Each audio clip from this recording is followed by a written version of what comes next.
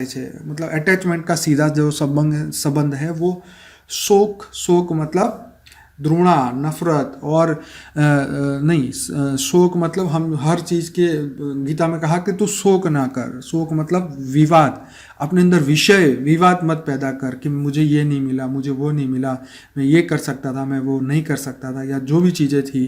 तो ये शोक का सीधा संबंध मोह के साथ है। जितना मोह बढ़ेगा उतना शोक भी आपके अंदर बढ़ता जाएगा, आपके अंदर विवाद बढ़ता जाएगा।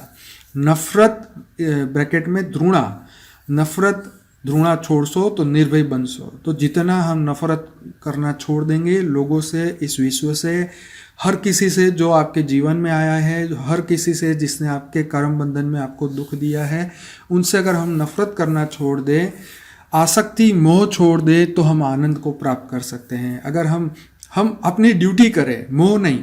प्रेम और मोह में भी अंतर है। जहाँ ड्यूटी होती है वहाँ प्रेम होता है, और जहाँ वो मैं कर रहा हूँ वो मोह होता है। वो मेरा है, उससे वो मोह है। क्योंकि कोई भी चीज़ तुम्हारी है ही नहीं, इस धरती लोक की कोई भी चीज़ तुम्हारी नहीं है। जब आत्मा इस शरीर को छोड़ के चला जाता है तो भौतिक वस्तु, भौतिक दुनिया की कोई भी वस्तु आपके साथ कैसे जा सकती है? तो उससे मोह क्या करना है? क्या मिट्टी से मोह करना है?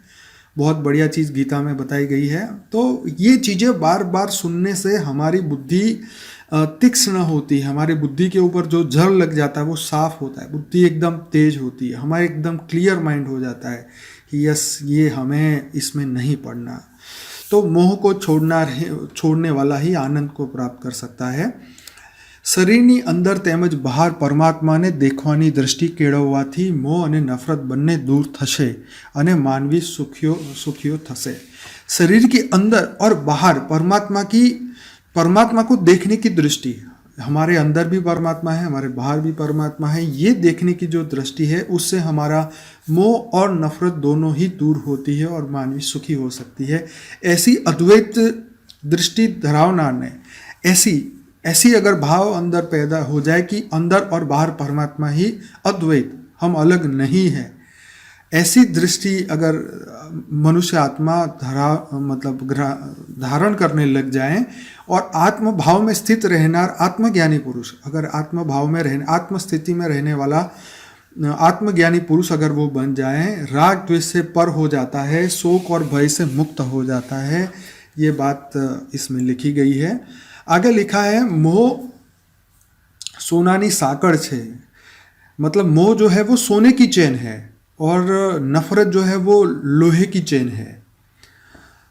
बन्ने साकड़ ज छे, दोनों ही एक चेन है जो बांध के रखती है, चाहे वो सोने की हो चाहे वो लोहे की हो। चेन मतलब साकड़ जो है वो तो चेन ही है, वो तुम्हें अटैचमेंट मतलब बांध के ही रखती है। साकड़ એટલે बंधन, जो चेन है मतलब बंधन है, और जब तक बंधन है तब तक दुख है। जिस बंधन मतलब दुख, जेमा मोह है, जिसके साथ हमें मोह है ते पण दुखी करे छे, जिसके साथ हमें मोह है वो भी हमें दुखी करते हैं, अने जेमा नफरत है ए पण दुखी करे छे। मतलब हम जिसको नफरत करते हैं वो भी हमें दुखी करते हैं, जिसको हम मोह करते हैं वो भी हमें दुखी करते हैं। માટે સાધકે આ બંનેથી સાવધાન રહીને સાધના કરવાની હોય છે। मतलब ये कि साधक को ये दोनों चीज़ से सावधानी बरतनी चाहिए और उसको अपनी खुद की साधना करनी चाहिए। मारू छे एमा मोह नथी, ए मारू छे एमा मोह नथी। जो मेरा है मुझे उसमें कोई मोह नहीं है, अने मारू छे तेनी द्रुणा छे। अगर जहाँ मैं और मेरा है वहाँ पे द्रुणा आ जाती है।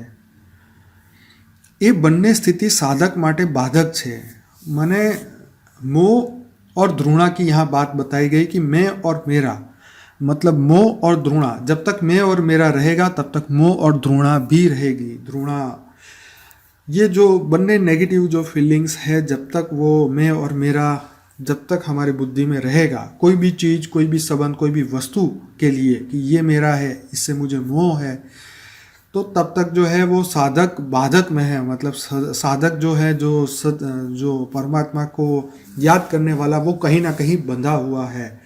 અને બંને પરિસ્થિતિમાં સાધક સ્વસ્થ રહી શકશે તેથી બંને પરિસ્થિતિમાં સાધક સ્वस्थ रही सकसे અને दुखમાં मुक्त रही सकसे।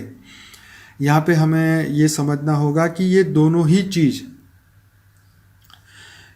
ही चीज़ मोह और घृणा जब तक रहेगी तब तक साधक जो है वो बाधक रहेगा, मतलब बंधा हुआ रहेगा, और ऐसी स्थिति में वो कभी भी सुखी नहीं